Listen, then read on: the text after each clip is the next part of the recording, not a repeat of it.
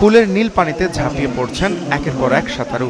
বয়সে ছোট সাঁতারুদের প্রাণবন্ত উপস্থিতিতে বেশ কোলাহলমুখর রাজধানীর মিরপুরের সৈয়দ নজরুল ইসলাম জাতীয় সুইমিং কমপ্লেক্স। সাঁতার প্রতিযোগিতার মধ্য দিয়ে আনুষ্ঠানিকভাবে শুরু হয়েছে নতুন কুড়ি স্পোর্টসের প্রথম আসরের জাতীয় পর্যায়ের প্রতিযোগিতা। বাছাই পর্ব পেরিয়ে জাতীয় পর্যায়ে জায়গা করে নিয়েছে সব প্রতিভাবান অ্যাথলিট।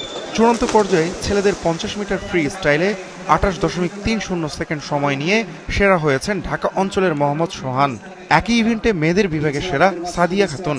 প্রথম থেকে আমি ফার্স্ট হইতে আসছি, তো ফাইনালে এসে ফার্স্ট হব এটার আশা আমার ছিল না, কারণ এখানে অনেক ভালো প্লেয়ার আছে আমার থেকে যারা ফার্স্ট হতে পারে।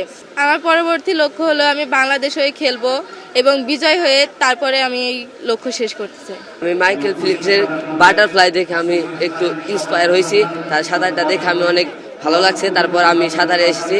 আমি বাংলাদেশ থেকে সাপে গোল্ড পেতে চাই এবং অলিম্পিকেও গোল্ড পেতে চাই। দেশের ক্রীড়া অঙ্গনে ভবিষ্যতের তারকা গড়ে তোলার লক্ষ্যে নতুন কুড়ি স্পোর্টসের মূল উদ্দেশ্য। সারা দেশে 10 থেকে 14 বছর বয়সের 1,68,647 জন খেলোয়াড় নিবন্ধন করেছিলেন 8টি ডিসিপ্লিনে। নতুন কুড়ি স্পোর্টসের মাধ্যমে আমরা সারা বাংলাদেশ থেকে তৃণমূল থেকে প্রতিভা অন্বেষণের মাধ্যমে তাদেরকে আমরা আমাদের যে বিকেএসপি রয়েছে সেখানে বিকেএসপিতে তাদের ভর্তি করিয়ে তাদের পড়াশোনা খেলাধুলার সকল দায় দায়িত্ব আমরা সরকার বহন করব।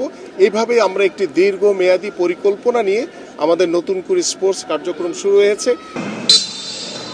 27 জুলাই আর্মি স্টেডিয়ামে হবে নতুন কুড়ি স্পোর্টসের সমাপনী অনুষ্ঠান, যেখানে প্রধান অতিথি হিসাবে থাকবেন প্রধানমন্ত্রী তারেক রহমান।